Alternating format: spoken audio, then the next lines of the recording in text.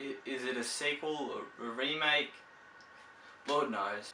So today my review is for the movie Ring. This one came out a little bit back in Australia, probably 3 or 4 weeks ago. Saw this one, didn't get a chance to review it, I'm finally reviewing it now. I think it came out back a little bit before that even in the USA, so I think a little bit people have seen this movie.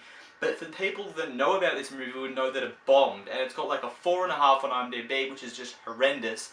And I don't see why. Like, okay, so obviously it follows the same kind of story, these videos being shared in like the new age, and then there's like VHS copies at the same time as there's like digital copies of it, which is a bit confusing in that way, but obviously they have to show like a video to someone else to keep them alive.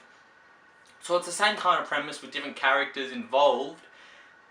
The thing about this movie was, it's got a 4.5, which I expected to walk in and just be shit on, because it's a 4.5 on IMDb, which is a really, like, that's a bad rating.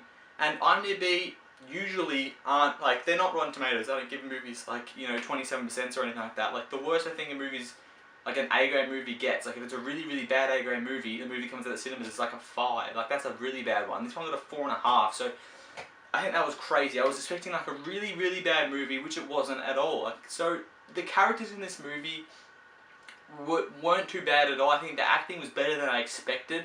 I mean, there was times, the only actor I really knew in the movie was Johnny Galicki, I think he is named.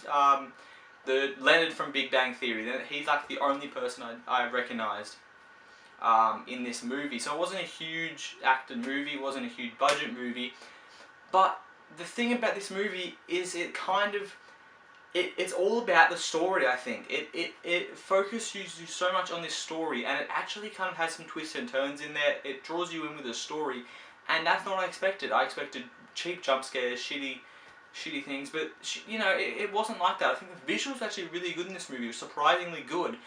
I can't justify what a 4.5 would even look like, because that would be horrendous, and this, I mean, you've seen me spoke about, you know, Zoolander 2, and that's like a 5.2, and that's, you know, like a year and a half or something after it came out. Nearly, yeah, it's been like a full year since it came out, so a movie always drops after it gets released on DVD. So it's been out on DVD for like 6 or 8 months, and it's dropped to 5.2. I think Resident Evil like a 5.5, Xander Cage about a 5.7, so that shows what bad movies get, and this one got a 4.5, so I can't even fathom. But saying that, this movie was all about the plot, I think that's kind of where it fell off. Because it was all about the plot, we were expecting such a scary movie, and it doesn't really scare you as much as you want it to. It doesn't really give you that scare factor that you expect out of a horror movie. But that's one of my only flaws. I think as a movie, I don't think it was really bad, but I don't think it was good either. I think it kind of fell, it was just kind of there. Like, it had some alright scenes in there, the story was okay, there was a bit confusing in the plot what was happening. I was confused the majority of the time, which was a bit shit.